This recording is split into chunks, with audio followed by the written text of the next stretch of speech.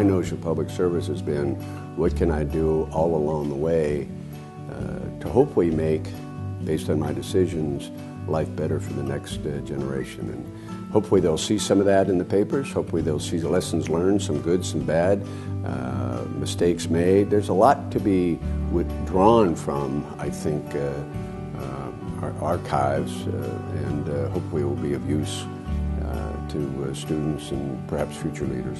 It was always important for me to preserve as much of the documents, especially as it relates to Tom's governing.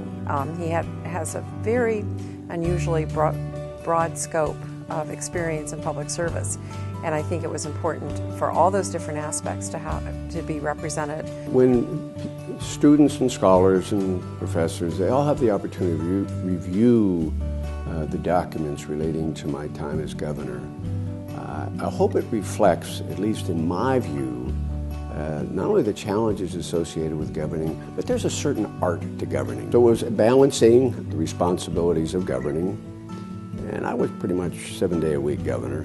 I loved it. I mean, I just loved being gov. Everything associated with it, there was a lot of intellectual and emotional satisfaction out of having the job. And I wanted to make Pennsylvania a leader among states and a competitor among nations. And so if you're looking at education reform, tax reform, social reform, technology reform, whatever, that's the threshold. We needed to get over that. Whatever that innovation or new approach we're going to take, I wanted us to make a leader, make a difference. And you tie that all up together, and it's about the art of governing in order to achieve an outcome you think will benefit your constituents. I think part of what I realize is that the primary and secondary research sources are important for people going back and trying to determine, what motivated someone in public service, why they made the sort of decisions and why they governed the way they did, and that is, besides the public record and especially the media coverage, you really need to go back and look at primary and secondary and tertiary documents to have the whole picture.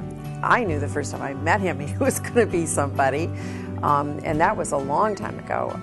But I think for me it was really a case of, because he is a very thoughtful person, and even his letters, personal letters, show a lot about how deeply he thinks about things. And so I always felt very conscious that I needed to keep some of his materials, not everything, but in order to have an insight into who Tom Ridge is. In October, we announced the donation of the Ridge collection and the fact that Mercyhurst was holding it with a small gala.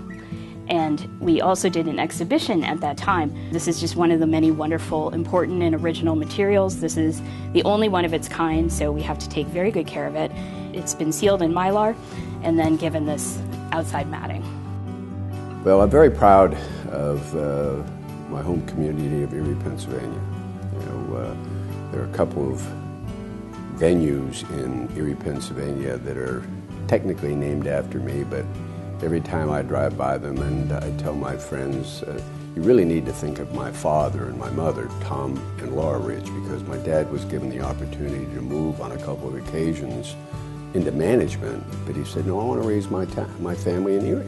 The broader reach of the university was just very appealing to me, and frankly, they were very generous in extending the offer, and it just seemed to be a perfect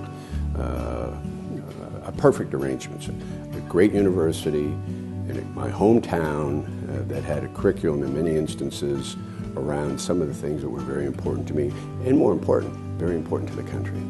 He grew up in Erie, and his roots are in Erie, and northwestern Pennsylvania has been incredibly generous to Tom Ridge and to Tom Ridge's family. So I think it was always a consideration that we needed to think about where our home was, where our roots are, and I think Mercyhurst, because of its innovative and entrepreneurial spirit and the intelligence analyst studies, it was a really good combination, and it made a lot of sense. I want to acknowledge the family and friends' gratitude for Mercyhurst taking on the task of sorting through whatever many public records are, given that my time in public service and putting them in a way that hopefully will be relevant to students and scholars and researchers. So we're very grateful to the Mercyhurst family for adopting the Ridge family and friends that provided the papers.